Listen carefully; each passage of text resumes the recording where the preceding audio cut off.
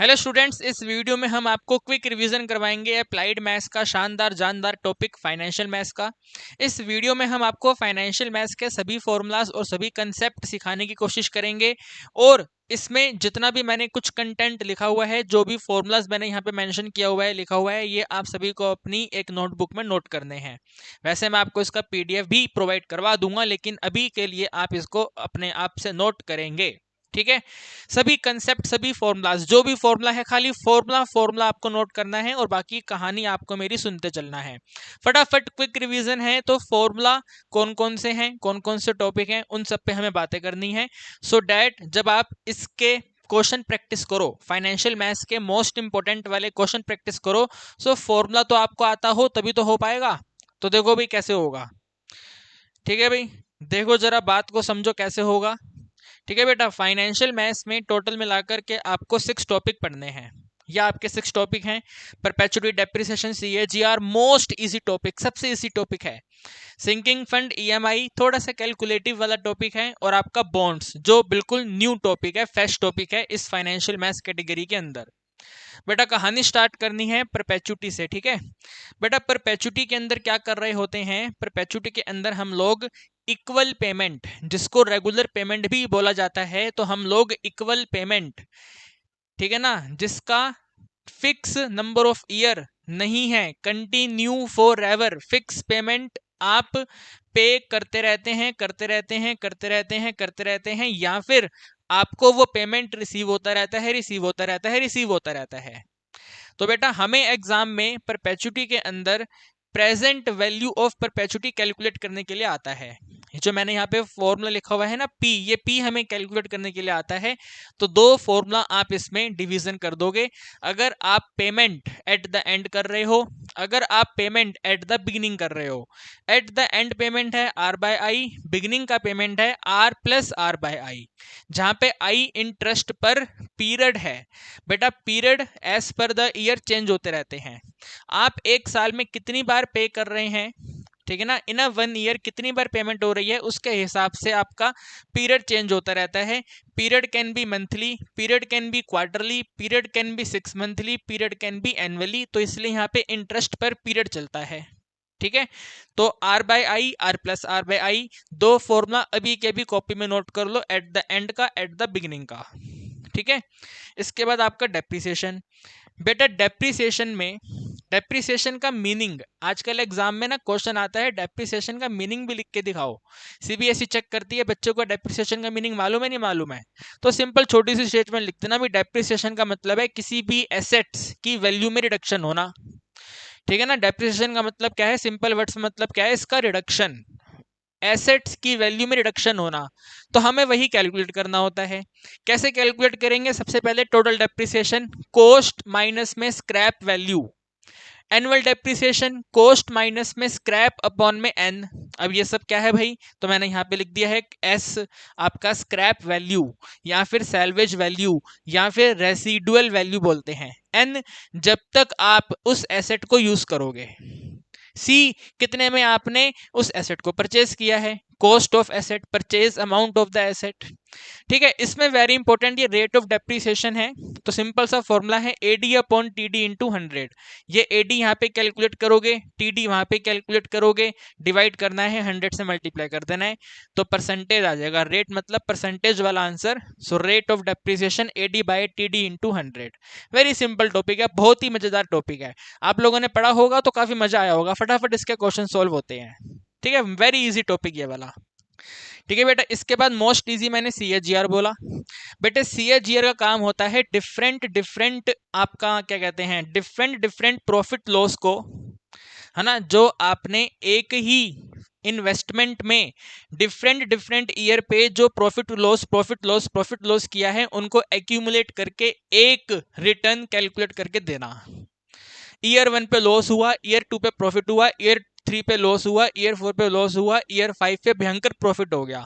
तो ईयर 1 से year 5 total profit हुआ या लॉस हुआ, कैसे पता चलेगा, सीएजीआर के टूल से पता चलेगा।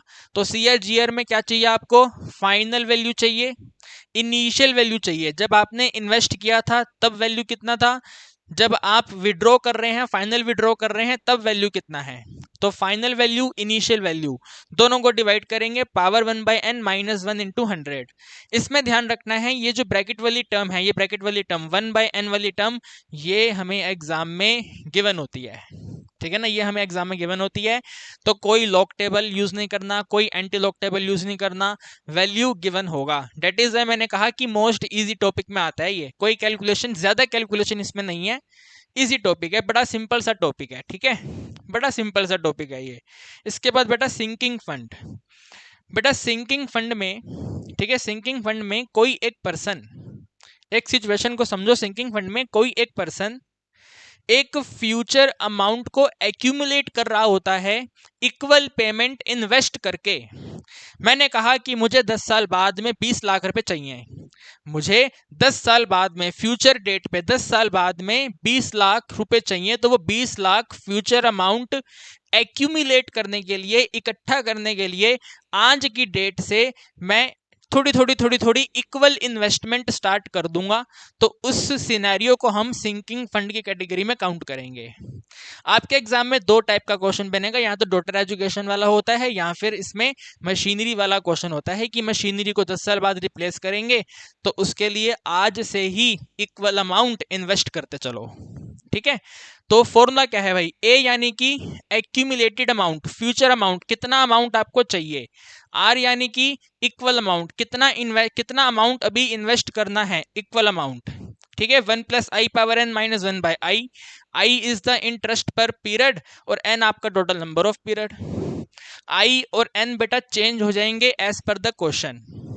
अगर आप 1 ईयर में क्वार्टरली कैलकुलेशन कर रहे हैं तो 4 से मल्टीप्लाई और डिवाइड करना पड़ेगा, सेमी एनुअल है 6 से मल्टीप्लाई डिवाइड करना पड़ेगा, एनुअल है तो नो चेंज, एनुअल में कोई चेंज नहीं होता, मंथली है तो 12 से मल्टीप्लाई डिवाइड हमें करना पड़ेगा, तो वो आपको ध्यान रखना है, ठीक है बेटा, पीरियड आपको यहाँ पे ध्यान रखना है, ठीक है। इसके बाद आपका ईएमआई आ गया बेटा, ईएमआई में जो रिड्यूसिंग बैलेंस है, रिड्यूसिंग बैलेंस, ठीक है ना, रिड्यूसिंग बैलेंस में कैलकुलेशंस लगती हैं, ज़्यादा कैलकुलेशन इसमें यूज़ होती हैं।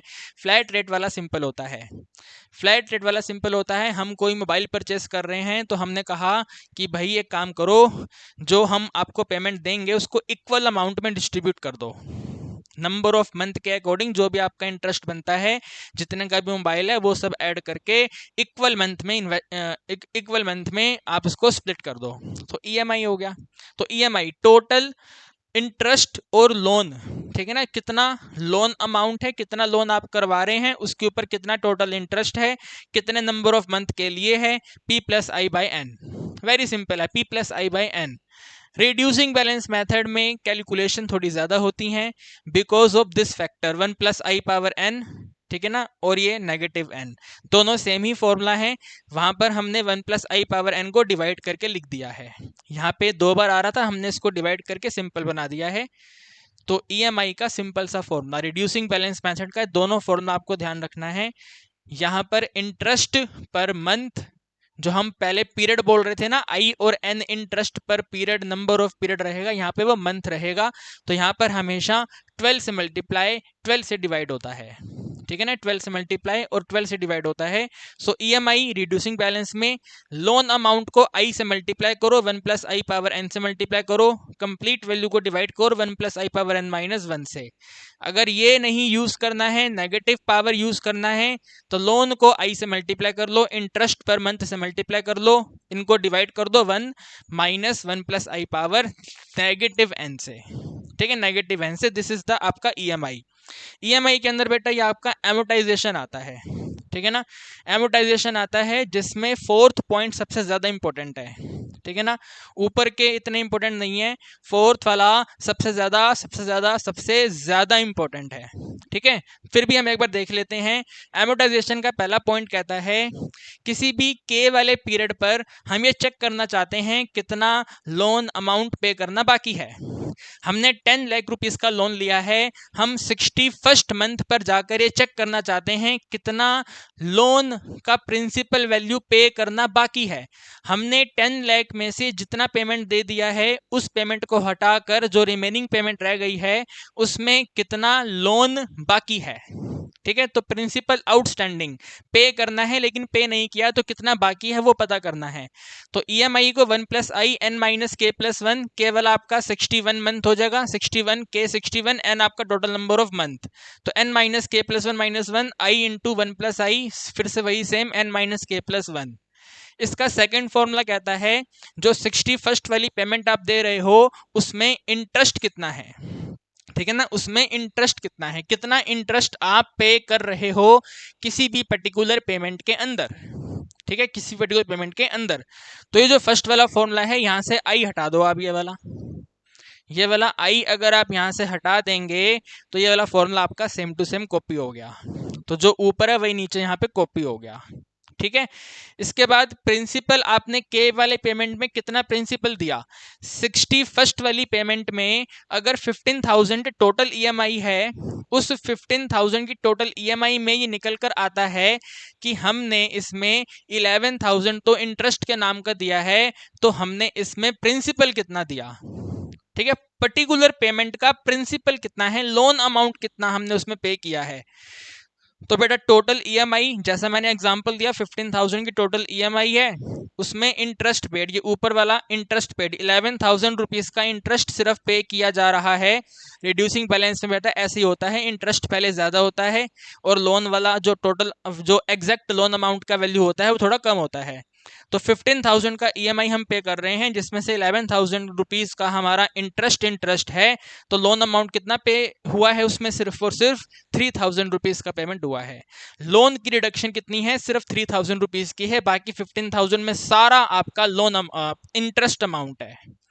जैसा मैंने लास्ट वाला कहा भाई सबसे इंपॉर्टेंट है टोटल इंटरेस्ट पेड, ठीक है ना। कंप्लीट ड्यूरेशन में जितने लंबे समय तक आपका लोन चला, 10 साल 20 साल 25 साल, जितना भी आपने लोन चलाया है, जो भी आपका टोटल नंबर ऑफ पीरियड है, टोटल नंबर ऑफ मंथ हैं, उनमें कितना टोटल इंटरेस्ट पे किया आपने, टोटल इंटरेस्ट कितना पे किया।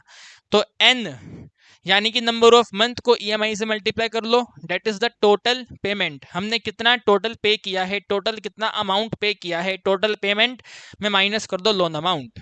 तो n × EMI माइनस में लोन अमाउंट यानी कि P, ये आपका एमोटाइजेशन है। एमोटाइजेशन में लास्ट वाला सबसे ज्यादा इंपॉर्टेंट है, ठीक है, ध्यान रखना, ठीक है बेटा। बेटा इसके बाद है बॉन्ड्स। बेटा बॉन्ड्स को आप लोग अपने अकाउंट्स के डिबेंचर की तरह ट्रीट कर सकते हैं, ठीक है ना। अकाउंट्स के डिबेंचर की तरह आप ट्रीट करेंगे तो आपने डिबेंचर्स में पढ़ा है कि हम लोग जर्नल एंट्री जब पास कर रहे होते हैं, जब उसको सीख रहे होते हैं, तो उसमें डिबेंचर का इंटरेस्ट और एक डिबेंचर का रिडम्पशन, दो तरह का पेमेंट उसमें काम आता है, ठीक है ना बेटा। बड़ी बड़ी कंपनियां बॉन्ड्स इशू करती हैं, बॉन्ड्स इशू करने का पर्पस जनरल पब्लिक से लोन लेना होता है और इन रिटर्न ये कंपनी रेगुलर पेमेंट जिसको कूपन पेमेंट बोलेंगे, ठीक है, एक पर्टिकुलर इंटरवल पे पब्लिक को पे करेगी और जब समय फिनिश हो जाएगा उस बॉन्ड का, ठीक है ना, तो रिडम्पशन अमाउंट भी वापस रिटर्न कर देगी या उससे ज्यादा रिटर्न कर देगी। तो हमें इस टॉपिक के अंदर वैल्यूएशन ऑफ बॉन्ड कैलकुलेट करना होता है, बॉन्ड का प्राइस कितना है, कितना होना चाहिए वो हमें कैलकुलेट करना होता है। तो उसके लिए दो पेमेंट काम आती हैं, कूपन पेमेंट साथ में रिडम्पशन पेमेंट, ठीक है। तो जो वैल्यूएशन ऑफ बॉन्ड है कूपन पेमेंट रिडम्पशन पेमेंट को ऐड करके बनता है। कूपन पेमेंट के साथ में 1 - 1 + i/n/i चलेगा, रिडम्पशन पेमेंट के साथ में सिर्फ नेगेटिव टर्म 1 + i⁻n चलेगा। यहाँ मैंने लिख दिया है बेटा r आपका रिडम्पशन वैल्यू है, रिडम्पशन पेमेंट है। Redemption payment face value of the bond के जैसा सेम भी हो सकता है, एट पार भी हो सकता है या फिर एट प्रीमियम भी हो सकता है। इन रिटर्न कंपनी ज्यादा पेमेंट आपको रिटर्न करेगा, तो redemption at premium, redemption at par दोनों केस में हो सकते हैं, ठीक है। सी आपका कूपन पेमेंट, ठीक है। एन आपका नंबर ऑफ पीरियड्स हैं, कितने समय तक ये आपने बॉन्ड्स कैरी किया है, और आई आपका यहाँ पे expected interest, expected rate of interest per period है, कितना रिटर्न आप बॉन्ड से कमाना चाहते हो, वो है यहाँ पर आई, ठीक है ना, वो है यहाँ पर आई आपका, जिसको बेटा इल्ड टू मैच्योरिटी भी कहते हैं, मैंने यहाँ पे मेंशन कर दिया है, ठीक है। एक बेटा इसका जीरो कूपन बॉन्ड होता है, 1 मार्क्स में आता है zero coupon bond. Zero coupon bond में कूपन पेमेंट नहीं मिलती हैं। जैसा कि मैंने आपको यहाँ कहा, बॉन्ड में दो पेमेंट हैं, एक ये वाला कूपन पेमेंट है, एक रिडम्पशन पेमेंट है। तो जीरो कूपन में कूपन पेमेंट हमें नहीं मिलता है, जीरो होता है। तो अगर ये जीरो है तो सिर्फ ये रिमेनिंग रह गया, वही आपका इसका फॉर्मूला है। ठीक है ना बेटा, R into one plus I power minus N. Minus N को प्लस में अगर हम लिख देंगे तो सिंपल ये डिवीजन में आ जाएगा। बाकी कहानी वही है। यहाँ पे आर आपका रिडम्पशन वैल्यू है, पार हो सकता है, प्रीमियम हो सकता है, आई आपका एल टू मैच्योरिटी और इंटरेस्ट है, एन आपका टोटल नंबर ऑफ मंथ है, कितने समय तक आपने इस बॉन्ड को कैरी किया है। ठीक है बेटा, एक 1 मार्क्स का क्वेश्चन इसमें YTM आता है, इल्ड टू मैच्योरिटी। हम कितना इस बॉन्ड से एक्सपेक्ट कर सकते हैं कि ये मिनिमम रिटर्न हम कितनी एक्सपेक्ट कर सकते हैं। Yield to maturity percentage term में होती है। ठीक है बेटा, परसेंटेज टर्म में होती है। इसको आप ऐसे ही ध्यान रखो, कूपन पेमेंट में ऐड करो face value present value minus by N. N आपका वही नंबर ऑफ टोटल पीरियड्स हैं। एंड ये कंप्लीट आंसर आप डिवाइड कर दो, आपका प्रेजेंट वैल्यू साथ में फेस वैल्यू डिवाइडेड बाय 2, जिसको हम एवरेज वैल्यू भी बोल दिया करते हैं। तो ऊपर माइनस है डिवाइड बाय एन है, नीचे प्लस है डिवाइड बाय 2 है। डिवीजन में आपका एवरेज है तो एवरेज यानी कि डिवाइड बाय 2। न्यूमरेटर में जो सेकंड फैक्टर है, सेकंड कंपोनेंट है, वहां पे डिवाइड बाय एन है। बाकी आपको टेंशन नहीं लेना, this is only the formula. ये आपका सिर्फ फॉर्मूला है। कल मॉर्निंग में, ठीक है ना बेटा, कल मॉर्निंग में हम लोग बिल्कुल लाइव मैराथन लेकर आ रहे हैं, जिसमें आपको कंप्लीट बॉन्ड्स के क्वेश्चन, बल्कि बॉन्ड्स ही क्यों, फाइनेंशियल मैथ्स है तो जितने भी टॉपिक्स के फॉर्मूला मैंने आपको भी बताए हैं वो सब यहाँ पे डिस्कस करेंगे। ठीक है बेटा, कल से आपका लाइव मैराथन हम स्टार्ट कर रहे हैं। कल मॉर्निंग में आपको आना है। ठीक है बेटा, मॉर्निंग में आना है, लाइव मैराथन आपको अटेंड करना है, लाइव अटेंड करना है। ठीक है, और उसके बाद जब आप खुद से क्वेश्चन प्रैक्टिस करोगे तो मैंने आपको इस वीडियो में इंपॉर्टेंट क्वेश्चन टिक करवा दिए हैं, वो इंपॉर्टेंट क्वेश्चन टिक कर लो जा करके, उनकी प्रैक्टिस आप कर लेना। तो सब बंदोबस्त आपका कर दिया है, आपको बस समय पर चैनल पर अपडेटेड रहना है और लाइव अटेंड करना है। ठीक है बेटा, सो इसका भी जो फॉर्मूला का पूरा कंप्लीट PDF है, इसका लिंक मैंने डिस्क्रिप्शन में दिया हुआ है, टेलीग्राम से इसको आप डाउनलोड कर सकते हैं। लिंक मैंने डिस्क्रिप्शन में दे दिया है, जाकर के आप डाउनलोड कर लो फटाफट स्पीड से। ठीक है, और कल समय पे आना मत भूलना, लाइव मैराथन होगा, फाइनेंशियल मैथ्स से कहानी हम स्टार्ट करने जा रहे हैं। ओके, चलिए बेटा, आज की वीडियो में इतना ही।